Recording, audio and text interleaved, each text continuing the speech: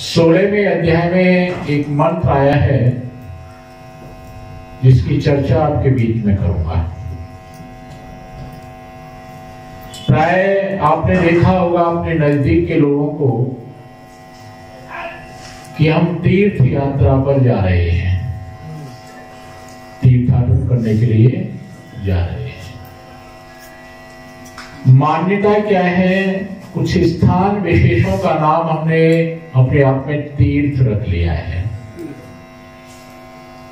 जैसे आपके नजदीक में मथुरा है, काशी है, इलाहाबाद है, हरिद्वार है, इनका नाम हमने क्या रखा? तीर्थ। कभी हो सकते हैं ये तीर्थ रहे हो, ध्यान रखना। लेकिन हम तीर्थ शब्द को लेकर के चिंतन करें तो आज ये तीर्थ दिखाई नहीं देते। ऐसे ऐसे स्थान हैं आपके जहां पर लोग कुछ प्राप्त करने के लिए आते हैं लेकिन कर्जदार बन करके जाते हैं, क्योंकि उनको तीर्थ कहेंगे आपके। महर्षि प्रवृत्ति ने यजुर्वेद के इस मंत्र का अर्थ करते हुए, भाष्य करते हुए कहा, तीर्थ दो प्रकार के होते हैं। कितने प्रकार के होते हैं? और ये भी संकेत दिया साथ में, जो पौराणिक जगत के लोग तीर्थ का अर्थ करते हैं, महर्षि दयानंद भी वही अर्थ करते हैं, अलग नहीं ले जाते हैं।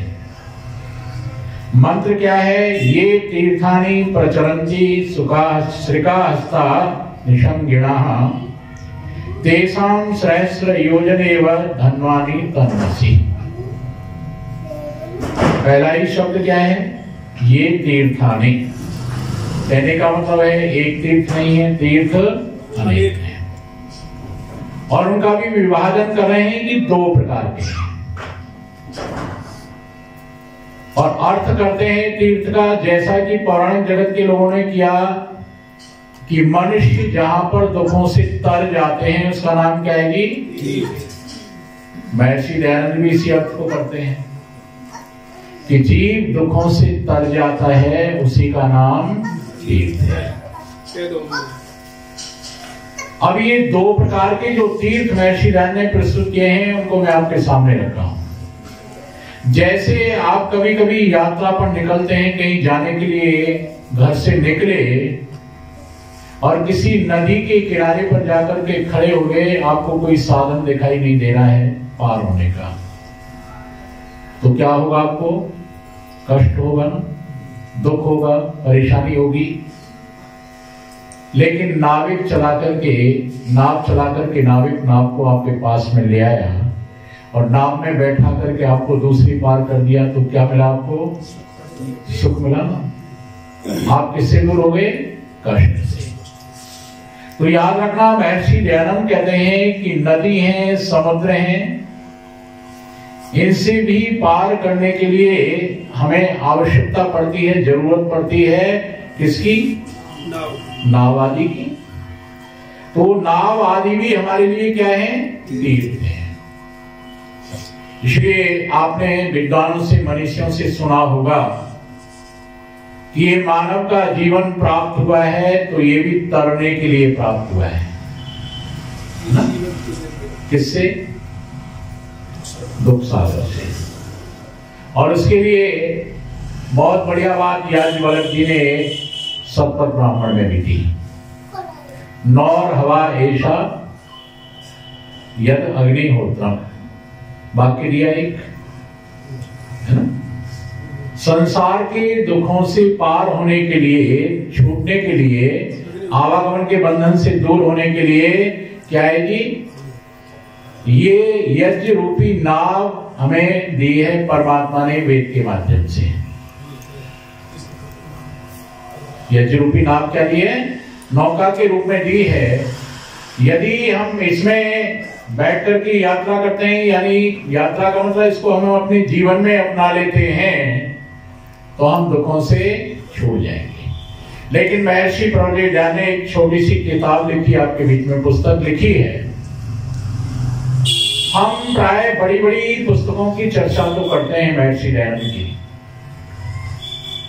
मैं एक बात कहा करता हूं, छोटी छोटी जो पुस्तकें हैं वो भी बच्चों को अवश्य पढ़ाओ।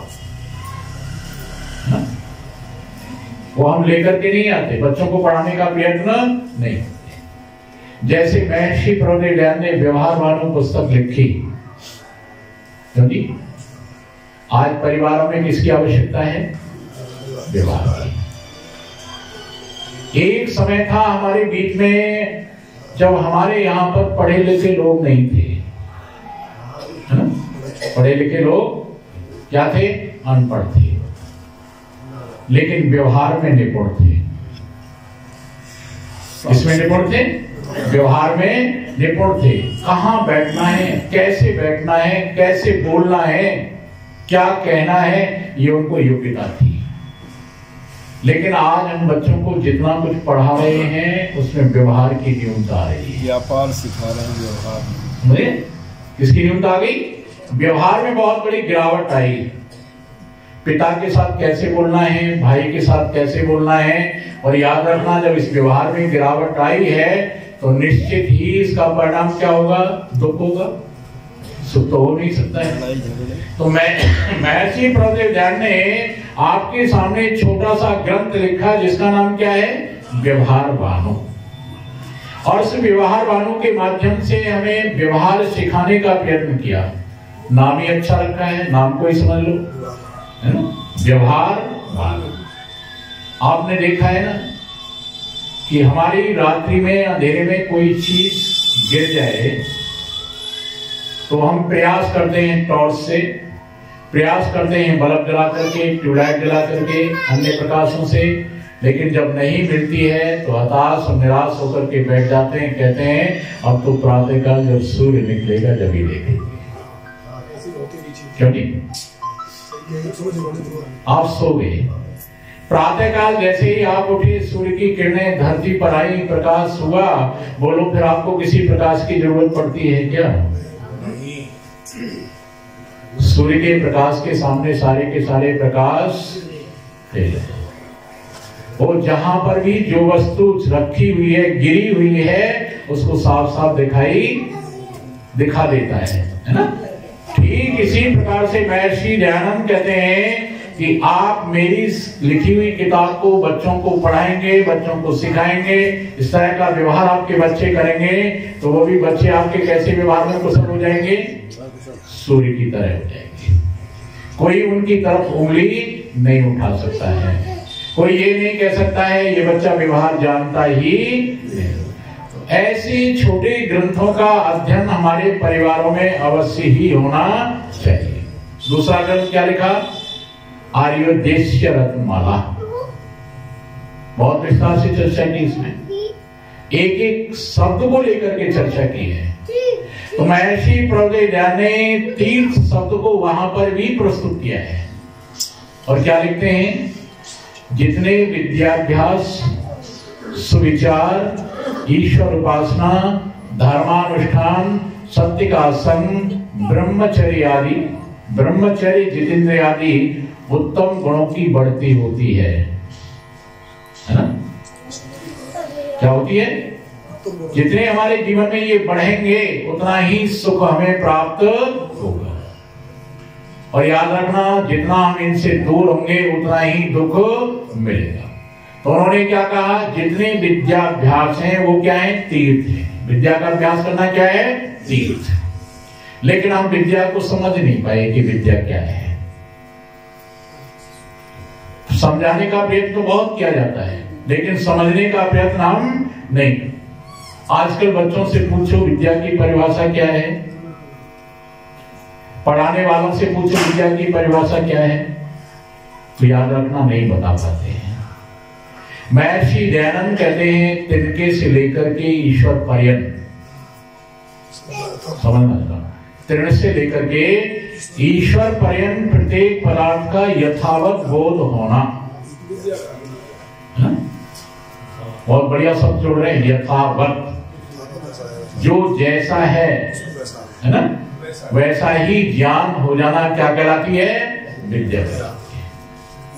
और याद रखना, इतना ही नहीं, जब हमारे बच्चे विद्यालय में पढ़ने के लिए जाते हैं तो संस्कृत में भी एक श्लोक पढ़ाया जाता है। विद्या के लक्षण वहां भी बताए जाते हैं। लेकिन दुर्भाग्य ये है कि हमारे बच्चे भी संस्कृत को पढ़ना नहीं चाहते और पढ़ाने वाले भी। बड़ा आश्चर्य होता है आजकल मुझे अपने जिला अलीगढ़ के अंदर, जब मैं बच्चों से पूछता हूं संस्कृत पढ़ते हो? नहीं, उर्दू पढ़ते हैं। किसको पढ़ रहे हैं? उर्दू।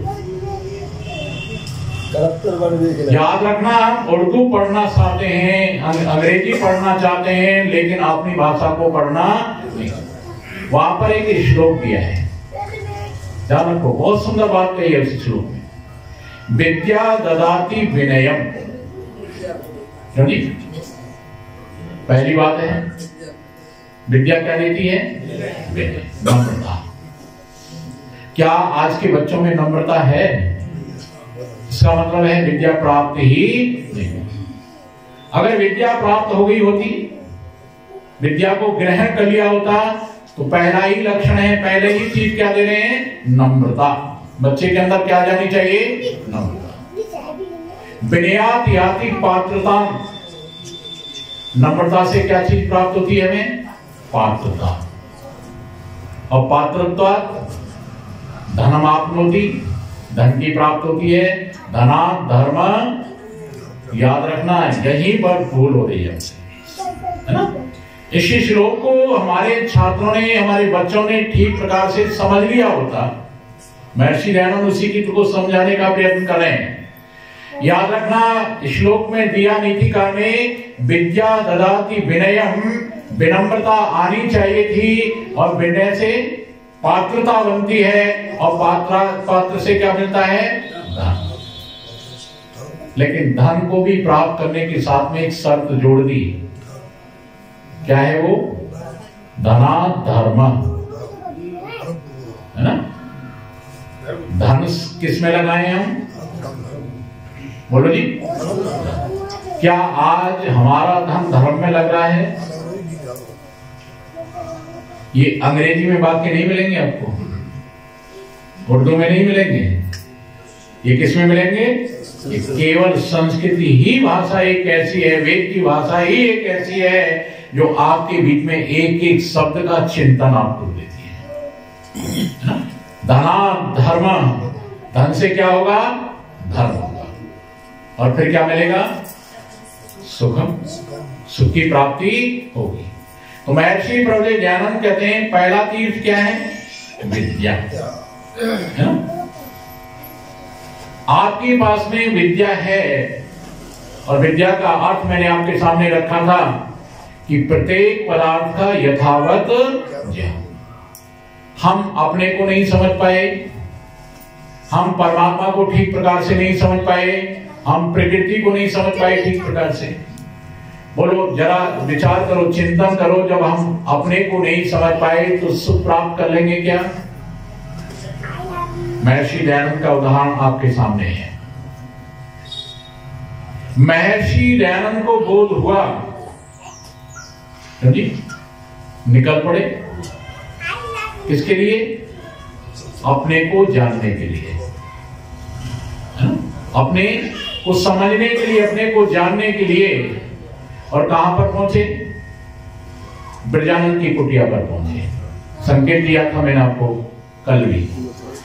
ब्रजानंद की कुटिया पर उपस्थित हुए, और आप सभी जानते हैं, घटना से परिचित हैं। महर्षि दयानंद ने दरवाजा खटखटाया, अंदर से आवाज क्या आई?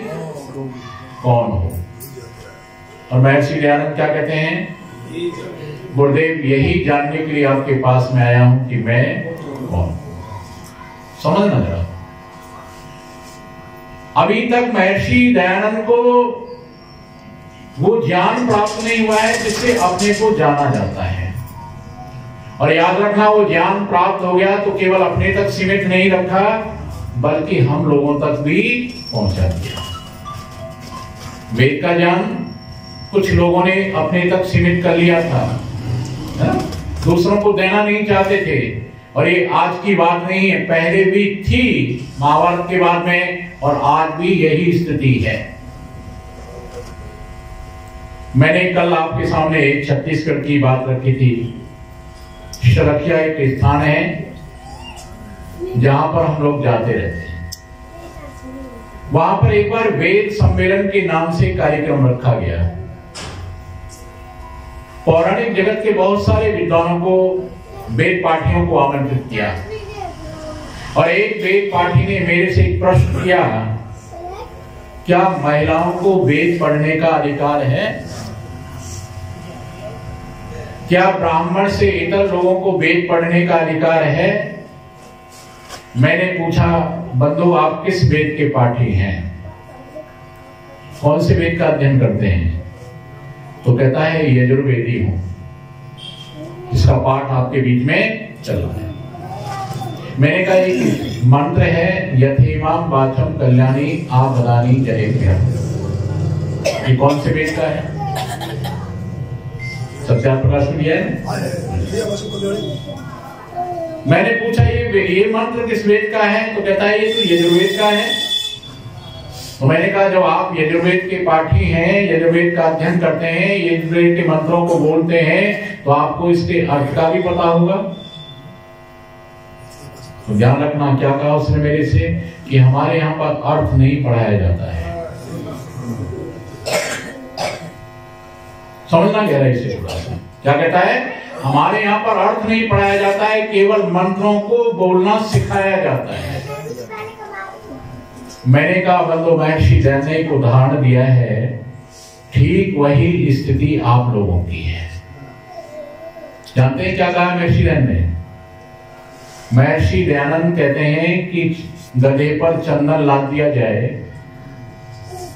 तो भार से तो मरता है, दबता है, लेकिन उस चंदन का लाभ क्यों जी? जो वेद पाठी 1975 मंत्रों का पाठ तो कर रहा है, लेकिन अर्थ को नहीं जानता, तो बोलो 1975 ऋचाओं से दबी तो रहा है या कोई लाभ भी उठा रहा है? मैंने कहा बंधु कितना पढ़े हुए हो? बोले 8 तक मैंने संस्कृत पढ़ा है। मैंने कहा इतने में ही काम चल जाएगा, ज्यादा गहराई में जाने की जरूरत भी नहीं, थोड़ा समझ लो बस। केवल यथेमाम वाचम कल्याणी आबदानी जनेभ्यः। क्या शब्द प्रयोग हो रहा है जी? आ जनेभ्यः। समझ रहे? मैंने कहा बंधु ये शब्द क्या अर्थ दे रहा है, इसको थोड़ा विचार करो। आ जनेभ्यः, परमात्मा ने कहा मैंने वेदों का ज्ञान मनुष्य मात्र के लिए, क्यों जी? किसके लिए दिया है? मनुष्य मात्र के लिए। लेकिन क्योंकि परमात्मा सर्वज्ञ है, वो जानता है कि तुम जैसे लोग भी दुनिया में पैदा होंगे, है ना, जो प्रतिबंधित करेंगे। इसलिए परमपिता परमात्मा ने एक एक नाम लेकर के खोला। ब्रह्म राजनभ्याम, ब्राह्मण को वेद पढ़ने का अधिकार है, क्षत्रिय को वेद पढ़ने का अधिकार है, और एक शब्द का प्रयोग हुआ आर्य, आर्य वैश्य, वैश्य को भी वेद पढ़ने का अधिकार है। और केवल यही तक ना कहा, नहीं कहा शूद्राय अरण्याय च। क्या कहा? शूद्राय अरण्याय च, शूद्र को और जो जंगल में रहते हैं उनको भी वेद पढ़ने का अधिकार। इनका और भी भ्रम रह जाएगा, एक केवल पुरुषों को पढ़ने का है, महिलाओं को पढ़ने का अधिकार नहीं है। तो परमात्मा ने इसी वेद मंत्र में एक बहुत प्यारा शब्द बोला है, स्वाय च। समझ गए? च लगा करके स्वाय शब्द का प्रयोग किया है। स्वाय का मतलब परमात्मा ने कहा पुरुषों को वेद पढ़ने का अधिकार है, तो महिलाओं को भी वेद पढ़ने का। मैंने कहा प्रश्न कहां से कर रहे हैं? लेकिन याद रखना, लोगों ने केवल अपने तक ही सीमित कर लिया, और सीमित करने का परिणाम क्या हुआ? याद रखना, वो लोग भी पतित हो गए, कल्याण उनका भी नहीं हो पाया। क्यों जी? जिन्होंने अपने तक सीमित किया था, बोलो उनका भी उद्धार उपाय है क्या? कल मैंने कहा था ना आपके बीच में, याद रखना, जब तक ज्ञान आचरण में नहीं आता है तो पतन का कारण भी होता है, और आचरण में आ जाए तो वही उत्थान का कारण बन जाता है, आपके यानी उन्नति का कारण बनता है, आपको सुख देने वाला बन जाता है। तो लोग कहां तक, उसके ज्ञान तक, उस मंत्र को बोलने वाले तो बन गए, लेकिन उसको अपने जीवन में उतारने वाले बनने का प्रयत्न उन्होंने नहीं किया। तो यहां पर महर्षि दयाल ने पहली बात क्या कही है?